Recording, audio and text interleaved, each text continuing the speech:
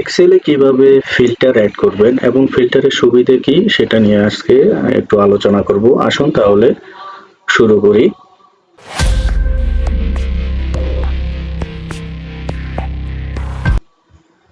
আমি এক্সেলে আসলাম এবং এক্সেল সম্পর্কে মোটামুটি আমাদের যাদের ধারণা আছে তারাই নিশ্চয়ই অবশ্যই তারাই মূলত ফিল্টার সম্পর্কে জানতে আসছেন। ওকে, তো দেখুন এখানে আমি যদি কিছু লিখি, আমি যদি এখানে লিখলাম নেম।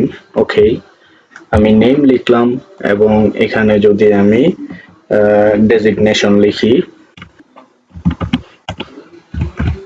আমি দিলাম ডেজিগনেশন এবং সি কলামে আমি দিলাম স্যালারি।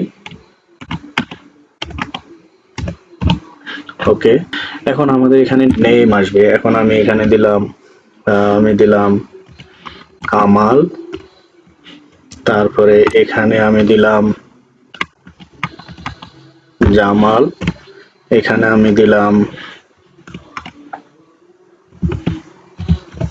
শামীম, এখানে আমি দিলাম কাকে দিব, আমি দিলাম রনি। ওকে, এখন এখানে 1 2 3 4 জন আছে। ওকে, এনাফ। আপনাদের হয়তো এরকম 100 জন থাকতে পারে, 500 জন থাকতে পারে, কোনো সমস্যা নেই। বিভিন্ন প্রতিষ্ঠানে তো হাজার লোক কাজ করে, তাদের এরকম লিস্ট থাকে। ওকে, তারপরে এখানে ডেজিগনেশন, এখানে আমি কামালকে দিলাম এমডি, তারপরে জামালকে দিলাম জিএম এবং শামীমকে দিলাম ডিজিএম। ওকে, তারপরে আমি এখানে লাস্টে কে আছে রনি, রনিটাকে দিলাম এজিএম। আরে ডিজিএম। ওকে, এবং এজিএম। ঠিক আছে, এখন স্যালারিটা আমি দিব, যেমন কামালকে দিলাম 1 লাখ।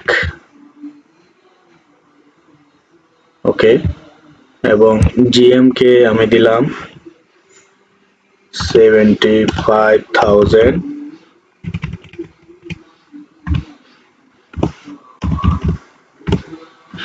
ওকে, এখন হয়েছে। ঠিক আছে, 75,000 দিলাম তাকে এবং শামীমকে দিলাম 50,000।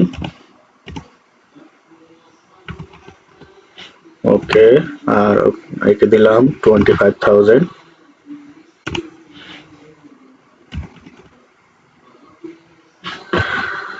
ওকে, তো এখন আমরা আমাদের একটা মোটামুটি শীট হলো। এখন আমি আগেই বলেছি আপনাদের হয়তো অনেক বেশি থাকবে, এই কারণে আপনারা ফিল্টারের সুবিধাটা ভালোভাবে নিতে পারবেন। তো আমি এখানে এটাকে সিলেক্ট করলাম এবং এটাকে বোল্ড করে দিই, যেহেতু এটা একটা হেডার, তো এটাকে বোল্ড করে দিলাম। ওকে, তারপরে এখানে কলাম কলাম ধরে আমি এগুলাকে সিলেক্ট করলাম, এটাকে সেন্টার করে দিই সবগুলাকে। ঠিক আছে, আর আর কি করা যায়, আর কিছু না, এখানে জাস্ট ক্লিক করলে আমাদের এটা সাইজটা ঠিক হবে। ঠিক আছে, এখন এটাকে এই কয়েকটাকে আমরা কি করব, কলাম কলাম হিসেবে কলাম তৈরি করব এগুলাকে। তো আগে কি করব, এখানে ইয়ে করব, বর্ডার দিব, এখানে অল বর্ডার দিলাম। ওকে, এখন আমরা এখান থেকে কিন্তু এই যে ফরম্যাট অ্যাজ টেবিল, এটাতে ক্লিক করে যে কোনো একটা টেবিল নিতে পারি। আমি যদি এই টেবিলটা নেই, ওকে, টেবিলটা নিলাম, এখন টেবিল হয়ে গেল।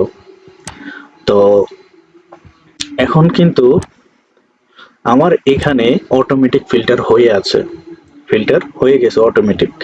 ঠিক আছে, আপনাদেরটা হয়তো এরকম থাকবে, আমি দেখাই।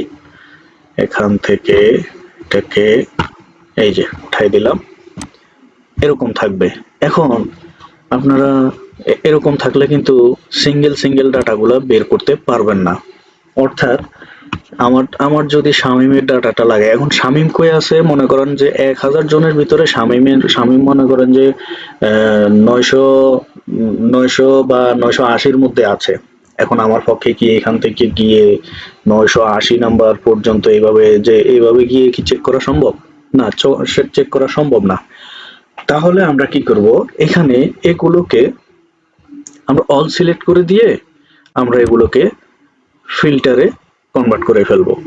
ফিল্টার এখানে দিয়ে দিব, মানে এই যে এগুলোকে সিলেক্ট করলাম, তারপরে অল সিলেক্ট করে আপনারা এখানে এই যে ফিল্টারে ক্লিক করে দিবেন। তাহলে কি হবে, এই যে এখানে একটা মানে এটাকে কি বলে, একটা চিহ্ন আসছে। তো এগুলোতে ক্লিক করে আমরা এটা বের করতে পারি। আচ্ছা, এখন আমি যদি নেমের এখানে ক্লিক করি, তাহলে দেখেন এখানে সিলেক্ট অল একটা লেখা আছে, তারপরে মানে জামাল, কামাল, তারপরে রনি, শামিম তারাও আছে। এরকম মনে করেন 1000 জন আছে। এখানে 1000 জন থাকলে তো আর আমার পক্ষে 1000 জনটা তো এই ছোট একটা বক্সের ভিতর থেকে বের করা সম্ভব না। তাহলে আমরা এখানে সার্চ করতে পারি তার নাম দিয়ে। তার নাম দিয়ে যদি সার্চ করি, তাহলে তার নামটা এখানে সরাসরি সামনে চলে আসবে। আমি এখানে সিলেক্ট অল এটাকে আনসিলেক্ট করে দিলাম। আমার দরকার কাকে? কামালকে। আমি কামালের এখানে ক্লিক করলাম এবং ওকে দিলাম।